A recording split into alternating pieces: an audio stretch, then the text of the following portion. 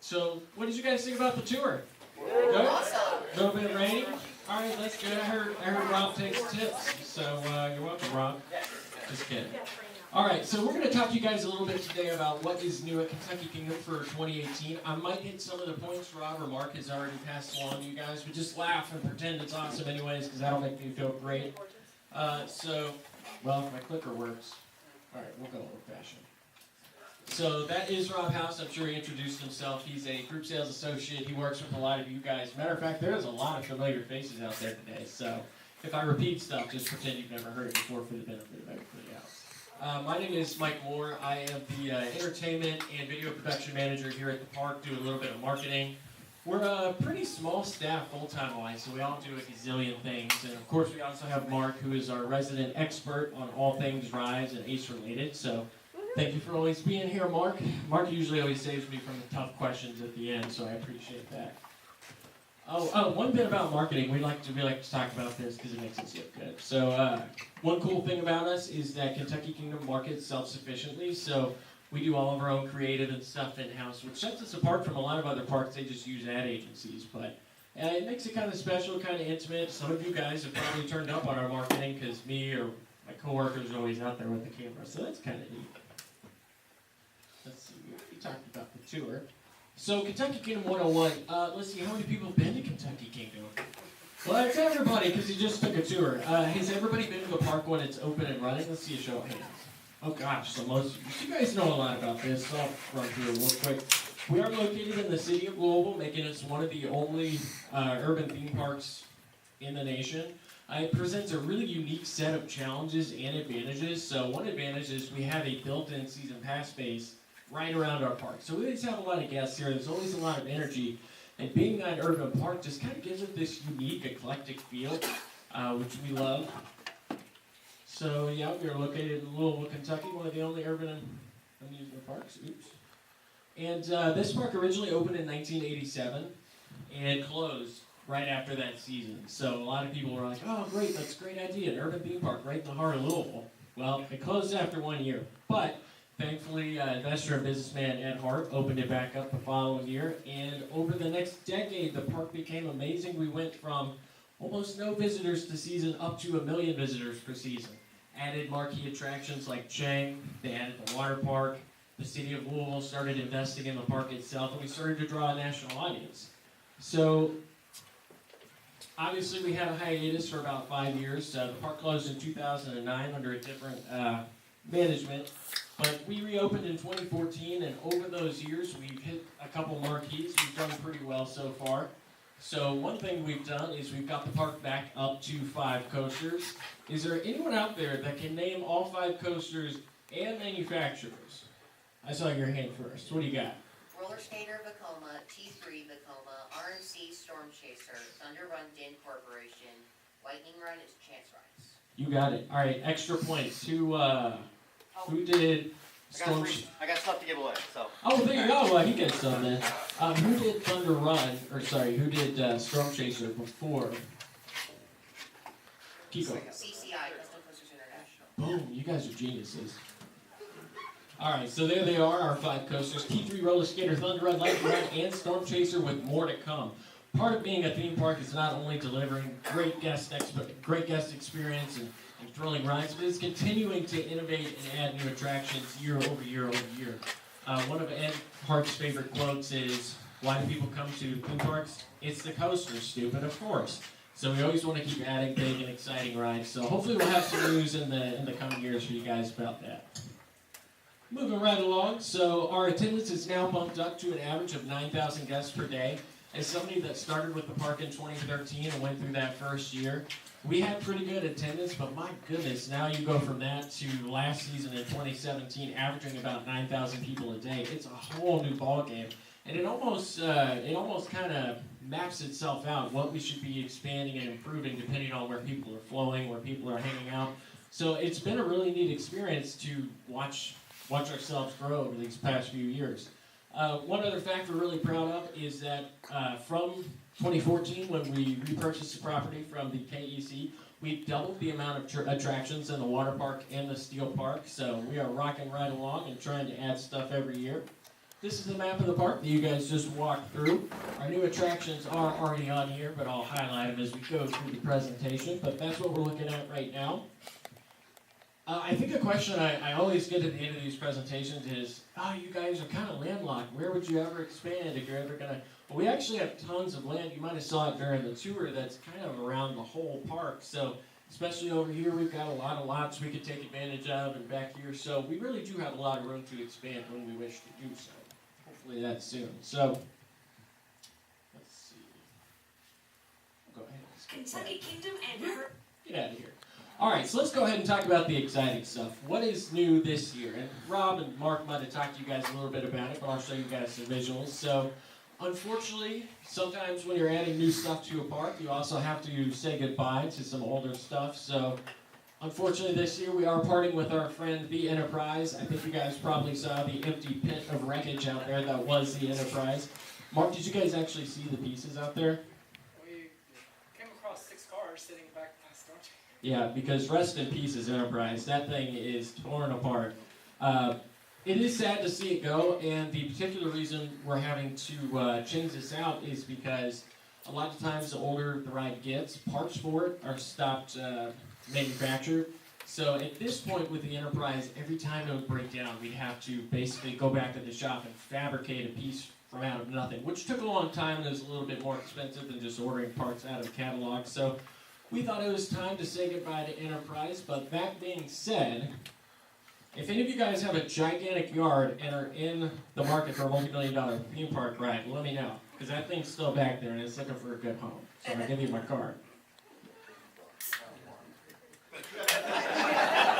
Warranty is not included. Just throwing that out there. So what is new this year? I think to replace the Enterprise, you got to have something that also has that nostalgic feel, that flat ride feel that the Enterprise gives to the park. And it's an exciting ride, so we also want something thrilling. So we thought the perfect replacement for the Enterprise would be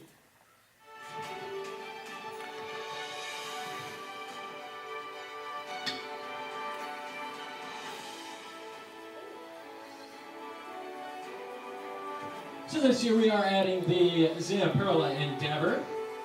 We are lovingly calling it Scream Extreme, finally breaking away from our storm-themed names.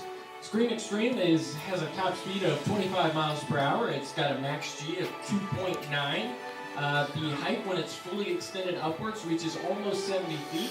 We've got a capacity of 24 riders, and its location is going to be right on the Enterprise pad. And I cannot wait to ride that. That looks awesome.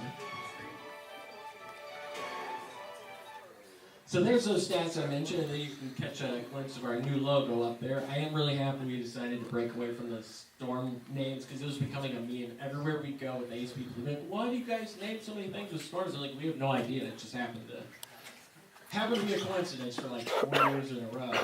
So we're really excited about that, and like I said, it's going on the Enterprise ride pad, so it'll be right here. The most up-to-date information we have about this attraction so far is that it will be arriving in May, so it's going to be a really quick turn. It'll show up, and then a week later, hopefully it'll be up and running and operating. We're looking to have that open by Memorial Day, isn't it? Yeah, so that is what we're aiming for. Can't wait to get it going. Moving right along, what else is new this year? So we're also adding Rock and Roller, which you guys saw on your tour earlier. I love this ride for a personal reason, because those of you that have been to the park that maybe aren't 7 feet tall and have tried to ride Himalaya were turned away. So our Himalaya has a ridiculously tall height requirement, which we have to follow. And now, I don't know if this is a good or bad thing, but we can say, oh, we have a baby Himalaya that you guys can ride right down the road. So it is nice having that. But the real reason we put this in is because we like the philosophy of keeping mom happy. There's a lot of males out in this crowd right now, but we always like to go with mom on attractions that we're adding. So if we think it'll keep mom happy, that means mom can ride, the kiddos can ride, she can put the kids on there and not worry about them for a few minutes. That means that's a good attraction to add. So we want to keep adding not only thrilling rides, but also those family-friendly, mom-friendly rides. So this one has a capacity of 16 cars. It was developed by Wisdom Rides, and it is a perfect addition to our already large selection of children's rides. And you guys saw this earlier, but it's tucked away right here in this little courtyard next to Professor John's Cyclos and Lightning Rods. And I've got some behind the scenes pictures. They make less sense now to show them to you since you saw the full ride put together. But this is the ride being assembled. A little bit of paint work left to do, you can see that. And that was just from 2 weeks ago, so all the work you guys saw today, they've done recently. As soon as the temperature went back up, it's like our tech services came out of hibernation, saw them everywhere in the park just working on all these rides. And then these are closer to what you saw today because I took them yesterday. So we're really excited about that. And then on top of both of those new rides or attractions we're adding, and one of them is Happy Family the Ride. So we are updating our 5D cinema feature. Previously we had Rio, which did really well. The year after we tried something real funky. We did a longer 5D experience. I don't know if any of you guys rode The Wizard of Oz, but it was definitely interesting. Did you guys ride The Wizard of Oz? Interesting, right? If you didn't miss out on much. Just watch the movie. But Happy Family the Ride is looking really exciting. Unfortunately, I don't have any clips for you guys yet. We're still waiting on those. But they tell us it is a spooky, family-friendly adventure filled with classic monsters, filled with twists and turns. So, I don't know. It looks like it's pretty cool, though. But this year, we're extra excited about the 5D because for the first time, we're doing a double feature. And we're also showing Journey to the Mysterious Island, Chase Over Atlantis. That is a mouthful of the title. But that is a exciting kind of adventure. You think Michael Bay mixed with The Rock, and that's exactly what it is. So we're pretty pumped to have a double feature this year.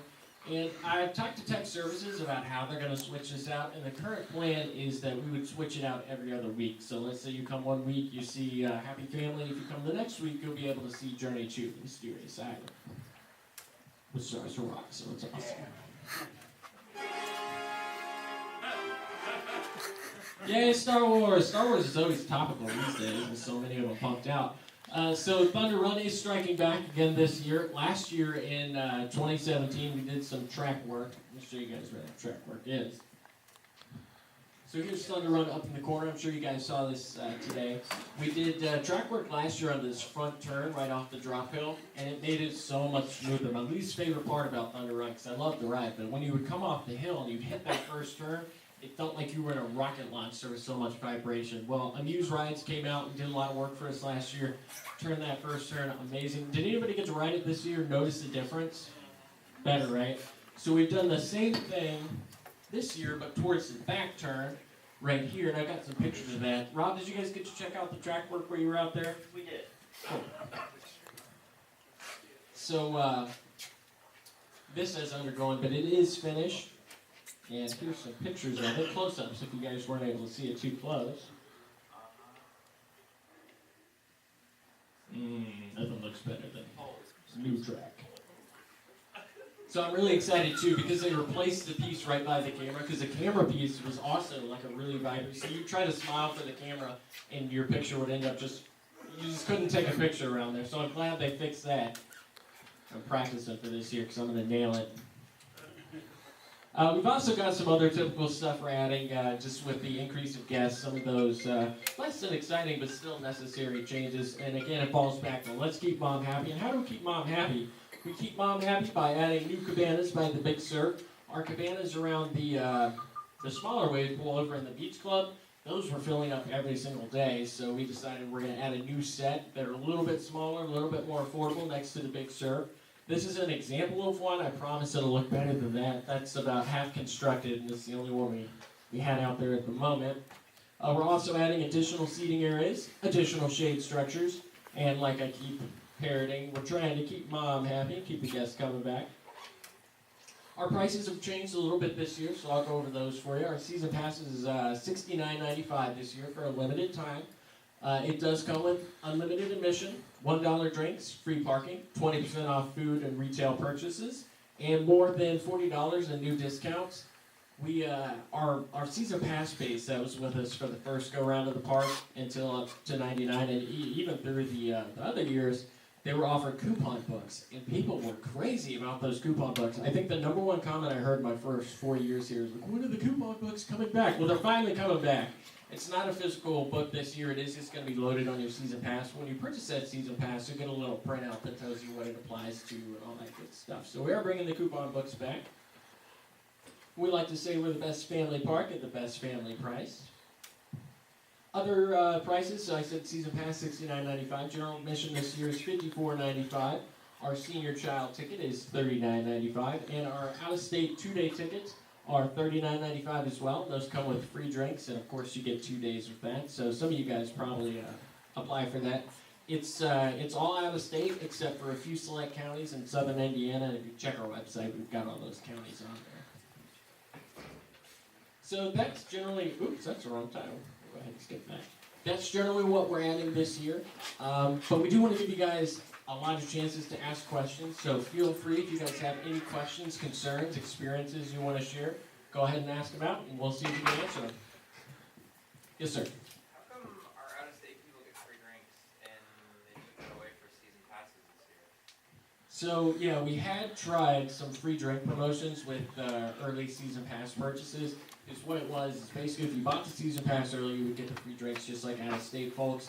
But we really didn't have a lot of action from that. There weren't people buying that many passes early, so we took that option away. We do keep it with the out-of-state folks just to sweeten their deal because, you know, like I mentioned, we have a season pass base here in Louisville, so we like to keep things affordable for them. But in order to get people in from out of state, you do have to offer some extra incentives, so that's why they've kept that promotion.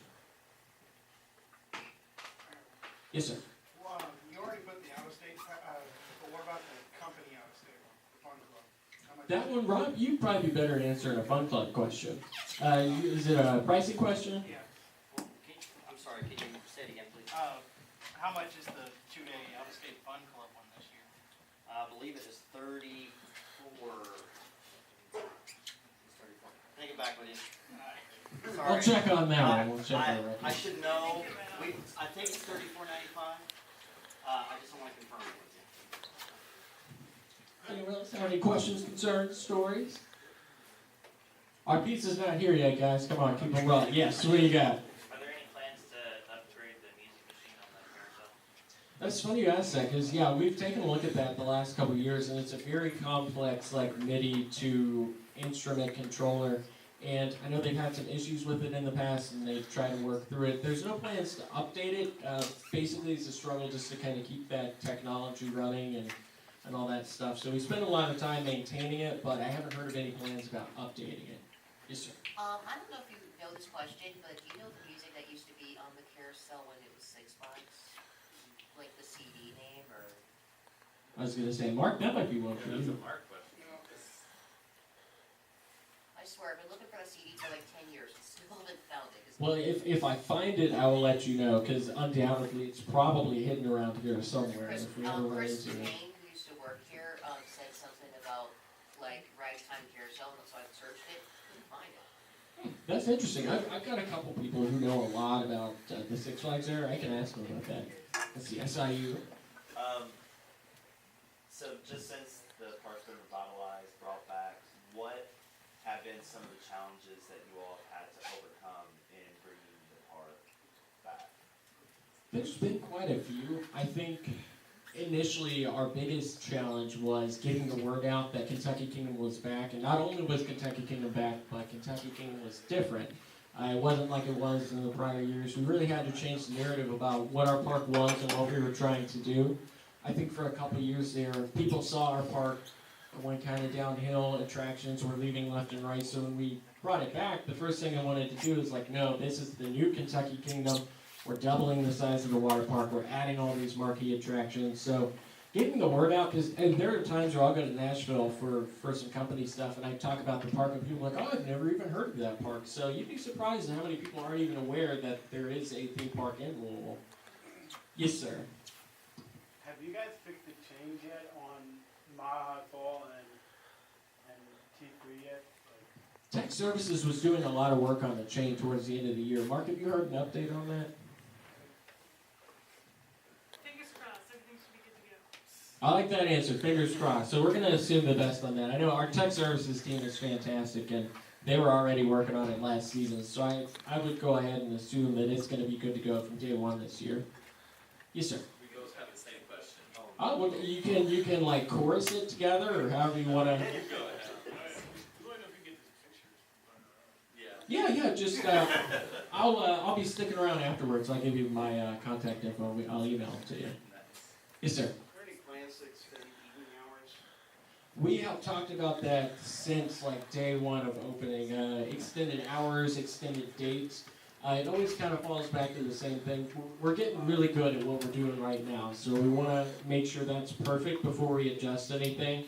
I think it's highly likely that that'll happen in the future. Unfortunately, not this year, but eventually, I would imagine we'll get to some later days. And we are starting to add newer lights around the park for night operation. And while we don't have any nights planned, we are aiming in that direction. Yes, sir. Is Halloween coming back anytime soon?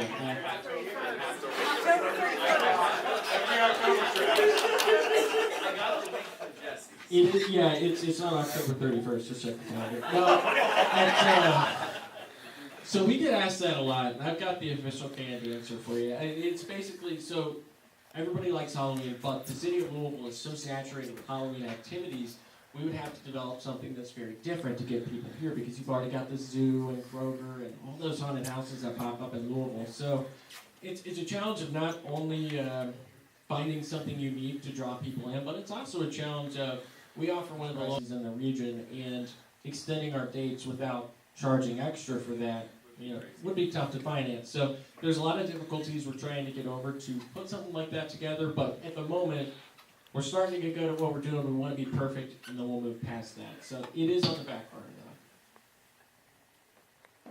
though. Anyone else?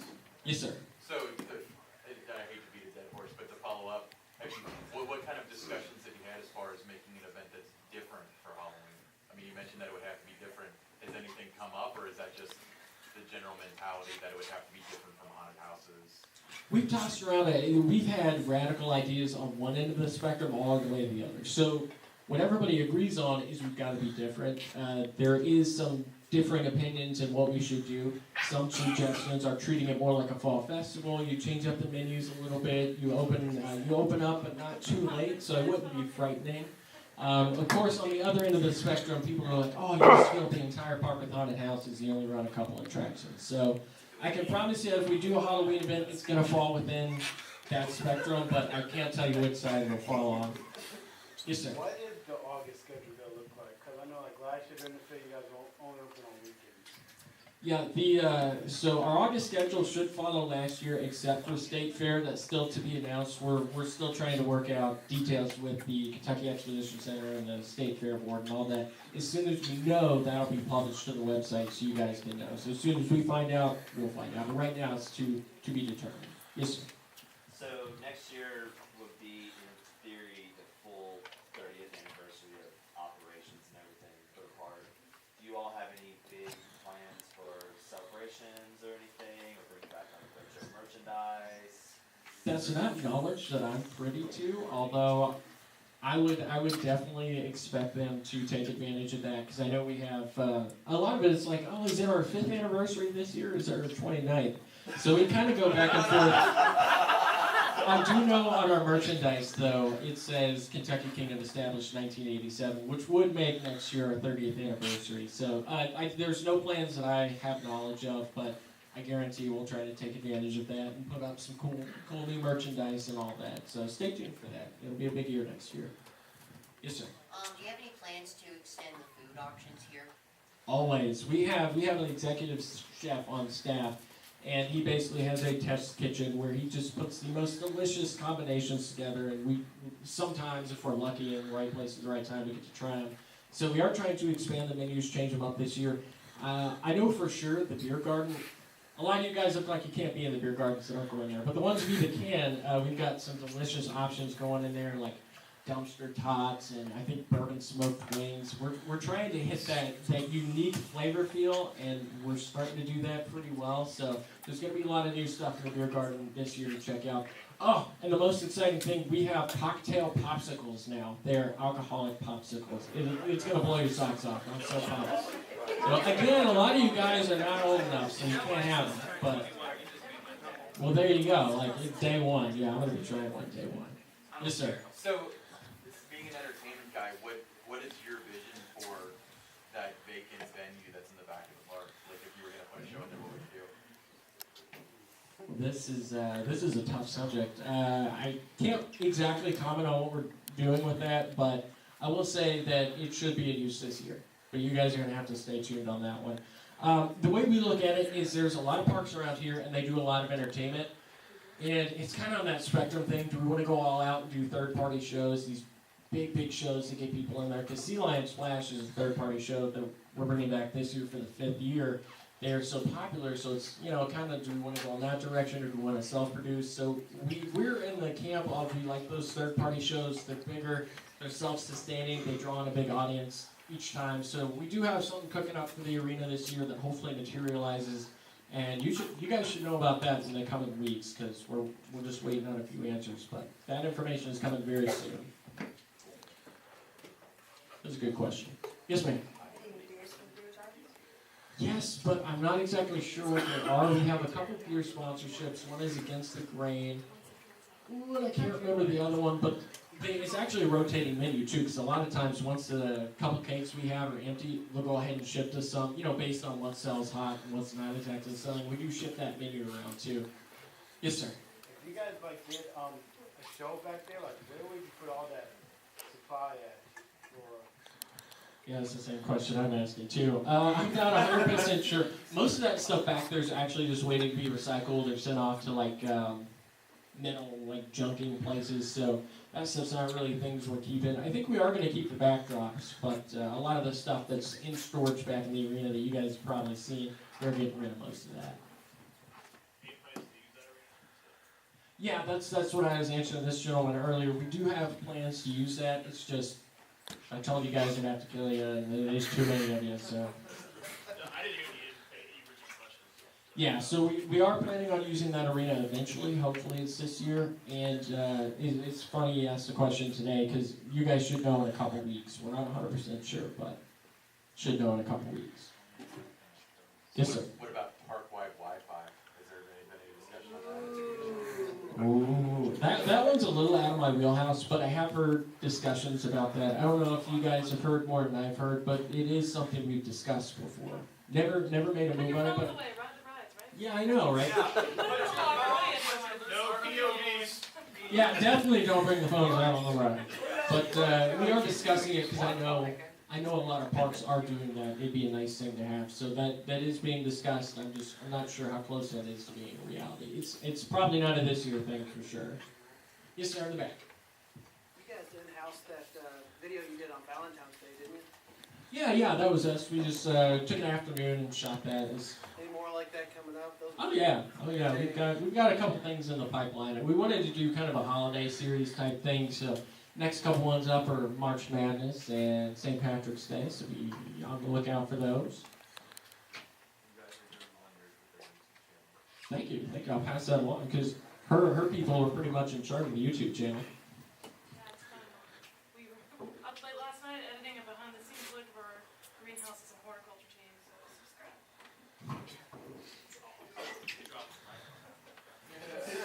If it didn't belong to my department, I would drop it. If no one else, yes. So what are some things we can do as park goers to help you guys make your job easier? That is the first time I've ever been asked that. Well, show up and have a good time, pretty much. If you guys show up, have a good time, and spread the word about this park by word of mouth, or I know some of you guys have really big followings on YouTube and other outlets, that's always super helpful. But really, it's just showing up and having a good time. We don't expect a lot of our guests. We want to work hard for you guys, so you guys have a good time. And the number one thing would probably be if you guys see something that you think needs to be changed or something that we can improve, that information is invaluable to us. Because it's really different going to a park as a guest and then working at one. Once you start working at one, it's almost hard to see some of the things that you guys see on a daily basis. So hearing that feedback is super helpful. Yeah, leave us a comment when we get services. I read every single one and make sure every single one's answered. That is absolutely correct. A lot of people. I promise you, it is read, and if you report a problem or something that genuinely needs to be changed, that I'm telling you, it actually happens. For sure. I remember when I found out, I would see them with stacks and stacks of papers just going through, making sure every single comment was addressed, which is fantastic. So yeah, those comments. Yes, sir. Do you want a marketing question? Yeah, sure. Okay, so clearly you know, with the season pass, you're driving your per capita spending via the coupon book virtually. And then what are you doing for individual ticket sales to promote per capita spending within the park? Obviously, like, it kind of, with the out-of-state thing, it kind of kills it with the drinks a little bit. But, so what do you do internally to promote both merchandise and food as well as services for along those lines? Well, the discounts have done us pretty well. So we pump the 20% discount off of food and merchandise, but we actually have pretty good numbers from season pass holders. Normally, you'd expect that to be lower than out of state, but surprisingly, it's not. Our season pass holders like to play the games, like to get involved with the merchandise. So I think having a rotating kind of stock, improving the t-shirts and the mugs and all that stuff in there helps. We try to be topical, a little bit memey. So I will say also our per capita spending probably will change a little bit this year, and you'll probably see some additions in the retail, games, and food world because we do have a new director of revenue he's been excellent in integrating, working with our executive chef, getting members of food management and retail and games management, getting a lot of that. So you should see even better t-shirts than ever, better merchandise, and better people running the games and things. So that also should really up that in per capita. that's also true, having the right people with the right responsibilities. Did you guys get a chance to go into the 5D Cinema today? So they actually... It's leaking, so it's okay. Oh yeah, okay. Well, if it's leaking, don't go in there. But they've actually done a lot of work into it. So there's new structures in there. There's all new merch ready to go out. You'll be surprised when you pop in there this year. It'll look quite a bit different. Yes. Are you interested in any comments about my experiences here? Yeah. If you want to share. Well, first of all, I go to this park so many times. Like, it's always, and will always be my most nostalgic park. Because I've practically been here since, ever since I first, came here. Like, if you saw, like, one of the news, like, my mom kind of, like, we were on the news because we were, like, the first ones in line to get into the new Kentucky Kingdom for 2014. So, we were asked, like, about, like, so, if you don't know me yet, like, I had a really, like, I'm autistic. Like, I, was told, like, my doctors told my mom that I was not gonna be able to speak, but you all is what made me speak, because just going to these parks, I mean, this park is the reason why I'm me today, and it's amazing, like, like the history just makes me kind of, happy, and, it's just nostalgic, and just seeing this park change over the years, I mean, it's kind of sad just because, it's changed, but in a way, it's kind of a good thing too, because, Happy birthday, Brittany. But I think this park has definitely improved over the years. Like, it's just amazing with what Ed Hart has done. Like, if there's one thing I was kind of something I thought Six Flags did better with this park than Ed Hart was the food. I honestly was not impressed with the pizza. Like, not even slightly, honestly. Like, the pizza when it was Six Flags was, like, amazing. But, I mean, the pretzels here are great, too. I mean, I do like their pretzels. Like, this is right now, by the way. But yeah, I definitely would say Ed Hart's doing a better job running this place, and I think he's going to continue to do this for years to come. But like every once in a while, I'll have some bad experiences at this park. But I mean, I have a YouTube channel like they do, so I generally like sometimes like record footage of a park and have my thoughts on a park, But this, I mean, even though I've been to like so many parks, like I've ridden 200 coasters at this point, but out of every park that I've been to, this park will always be my most nostalgic park. Well, that's what we like to hear. Thank you for the kind words. No, that's exactly the type of stuff we do want to hear. We'd like to hear your all's feedback, even if it's negative, especially if it's positive. But thank you. Yeah, this park has a special place for a lot of people in the city of Louisville, and I think that base continues to grow. So we're glad that you've enjoyed it, and we hope people continue to enjoy it. All right, we got time for a couple more questions, 2 more questions, because that pizza has got y'all's name on it. So let's start with you, and we'll end with you. It's my home park, and like back in Six Flags days, it's always been like today, it's so much more cleaner, it's so much more colorful. That's what we love to hear. That's good feedback. Thank you, sir. Yes, sir. How will you guys know, like, this year, like, compared to last year, like, the season passes are fake? Like, because I know last year, like, it was a big topic, like, the season passes last year. I'm not 100% sure how they prevent that, but I know we have a bunch of programs in place that do that. Yeah, Yeah, we talked that's about, hard to we talked find. a little bit earlier about how we transitioned to a new point of sale system. It has very heavy levels of security and processing to prevent stolen credit cards and things like that from being used. So hopefully it should be prevented, and hopefully people will stop stealing other people's credit cards. That would be nice as well. All right, guys. Well, thank you for sitting with me for that little presentation. I'll be in and out the whole time if you have any more questions.